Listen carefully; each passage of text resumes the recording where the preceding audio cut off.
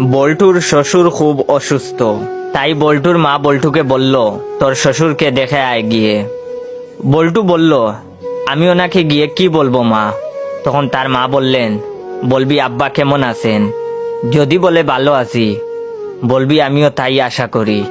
তারপর জিজ্ঞাসা করবি কোন ডাক্তার দেখাইছিলেন, যে ডাক্তারের নাম বলবে তুই বলবি উনি তো খুব ভালো ডাক্তার ছিল। তারপর জিজ্ঞেস করবি আপনি সুস্থ হবেন কবে, যেদিনের কথা বলবো তুই বলবি সেই দিন আমি খুব খুশি হব। তারপর বল্টু গেল শ্বশুর বাড়িতে, গিয়ে বল্টু বলল, আব্বা কেমন আছেন? বল্টুর শ্বশুর বললেন, আছি তো মরার মতো। বল্টু বলল, আমিও তাই আশা করি।